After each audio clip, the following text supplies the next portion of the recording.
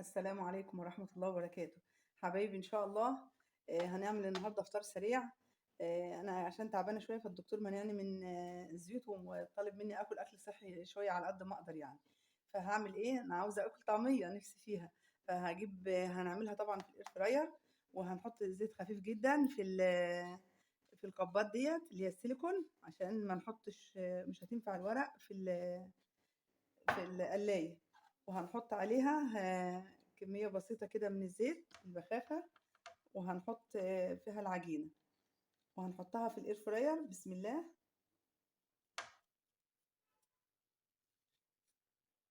وبفضل الله بتطلع جميلة جدا جدا وصحية وخفيفة، لا بتضايق المعدة ولا الزيت طبعا اللي فيها الكمية الفظيعة اللي احنا عارفين بتتباع بالزيت عاملة ازاي بره. هو سبحان الله رب العالمين عشان الأرزاق الناس بتحسها جميلة وعشان الناس كلها ترزق بفضل الله. بس والله يا جماعة احنا يعني بندمر نفسنا بالحاجات اللي كلها أكل من بره دوت والزيوت من بره، وما احناش عارفين مصدر الزيوت دي كان ايه ولا هي معمولة ازاي، ولا يعني الحاجات اللي بقوا بيعملوها الجديدة ديت ان هم يعملوا إعادة تدوير للزيت، فدوت دمار للصحة.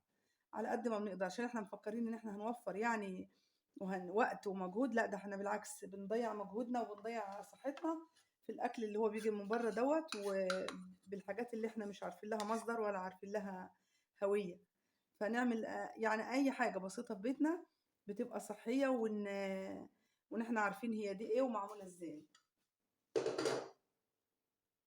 حبايبي قلبي انا حطيت عليها شوية سمسم وشوية حبة البركة اهوت، وهشغل الاير فراير واحطها فيها معاكم وعلى ما تستوي نشوف هنعمل ايه. معذرة.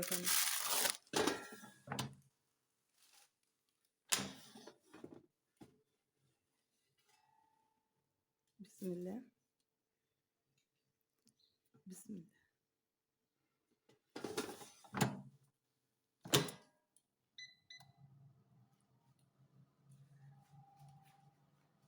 هنشوفها بقى تاخد وقت قد ايه كده وهنقول لحضراتكم يعني ان شاء الله على ما نجهز بقية الفطار ونفطر مع بعض. حبايب قلبي خلاص كده الطعمية ان شاء الله هنطلعها اهوت من الاير فراير مع بعض وهنشوفها. بسم الله ما شاء الله. بسم الله ما شاء الله، زي العسل وزي الفل وألف هنا وشفا يا رب. على قلبي وقلبكم، ويا ريت تيجي تشرفوني وتنوروني وتفطروا معايا احلى فطار صحي وسريع. والله بسم الله ما شاء الله حاجة يعني الحمد لله يا رب العالمين. هي بسيطة. ممكن حد يقول ايه يعني الفطار اللي انت بتقول عليه ده؟ لا، فطار عندي انا فطار صحي وفطار كويس جدا. مش معنى ان الدكتور قال اتمنعي من كذا وكذا يبقى انا اتضايق او اتعب نفسيا، لا. هنحاول يعني ان احنا ندلع نفسينا يعني. فبحاول ادلع نفسي قطعة جبنة قريش، خضار مشكل عبارة عن فلفل اخضر وطماطم او قوطة زي ما بتسموها، وده خيار انا مقطعاه، وده المقرمشات الذرة على قناتي ان شاء الله لها حلقة هتخشوا وشوفوها، جميلة جدا وصحية جدا بدون جلوتين بدون دقيق بدون اي حاجة ولا شوفان ولا دقيق قمح. ان شاء الله هتعجبكم جدا.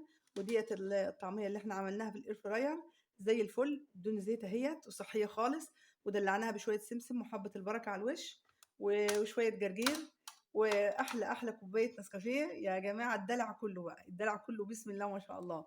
انا من مدمني الكافيين فبحب لازم ادلع الوش كده بايه، بحبه كده بسم الله ما شاء الله. اتفضلوا معانا نفطر سوا. السلام عليكم ورحمه الله وبركاته.